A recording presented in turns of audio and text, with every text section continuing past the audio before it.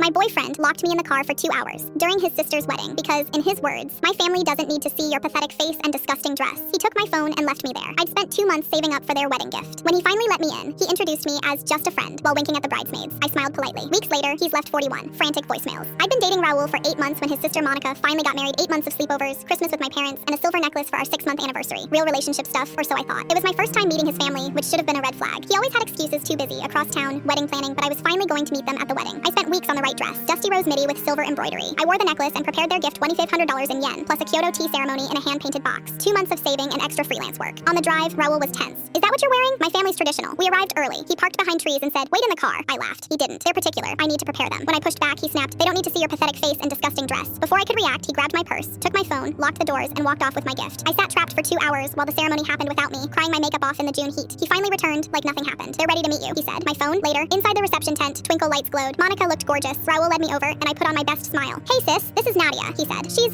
just a friend from work. Just a friend. 8 months and the necklace on my collarbone reduced to friend. He winked at a bridesmaid. All night, he repeated it, dismissive, scanning the room for someone else. I stayed polite. It was her wedding, not my battleground. 3 days later, helping Monica, I saw her open laptop with the gift list. Next to Japan Fund was a note. From Raul, such thoughtful research. He had taken full credit for my gift while I sat locked in a car. I planned. I withdrew another $1,500, converted it to yen, recreated the box and voucher, and accepted the hit to my savings. Principal. Social media showed a family thank you dinner that week. Perfect. I texted Raul to meet at a coffee shop near his parents' place right before dinner. He arrived smug. I asked if he understood how he'd hurt me. He offered a thin apology and said I was overreacting. Then he noticed the box. What's that? The wedding gift for your sister. Since you took credit for mine, I made another. He laughed. You'll mail it? No, I said. I'm taking it to her now. I know about the family dinner. His face drained. He begged and threatened, but I got in my Uber and left him there. 20 minutes later, I knocked on his parents' door with the gift. Mrs. Alvarez looked confused, but let me in when I said it was for Monica. You're the friend from the wedding, Monica said. Actually, I replied, that's what I want to clear up. I handed her the box and told the truth. 8 months dating. He locked me in the car and took my phone. He introduced me as a friend while flirting with his ex. When I mentioned the original gift, her eyes widened. The Japan Fund was from you? I showed photos at the currency exchange, the first box, and messages asking Raul about her interests, how I saved and researched while he took credit. The door burst open. Raul rushed in. What are you doing here? Is it true? Monica asked. Did you lock your girlfriend in the car during my wedding? He tried to dismiss me as someone he'd been hanging out with. I pulled out 8 months of texts, photos, a birthday card calling me his gorgeous girlfriend, and our beach reservation. Monica scrolled, jaw set. Explain this, she said, passing the phone to her mother. He dodged until the gift came up. Cornered, he admitted it. Mr. Alvarez asked, did you lock her in the car? Raul's shoulders sagged. It wasn't like that. Gina was there and I didn't want. He trailed off. Silence. Mrs. Alvarez took my hands and apologized. Mr. Alvarez told Raul to leave. Please stay for dinner, Mrs. Alvarez said to me. We'd like to know the real you. I ate with Monica and Stanley, excited about the tea ceremony. His parents were warm once the shock passed. Afterward, Monica hugged me and thanked me for speaking up. At home, I had 27 missed calls and 41 texts from Raul angry, then panicked, then pleading, they won't let me come home. Monica later said he'd been cut off. His parents had helped with rent, and that stopped. Until he shows remorse, he's not welcome at family events. Monica and Stanley insisted on reimbursing me. We compromised they'd cover half, and I'd join them for the tea ceremony in Kyoto next spring as their guest. Raul is staying with a gaming buddy, telling people he ended it because I was too needy. Sometimes karma doesn't wait. It knocks, and the whole family hears it.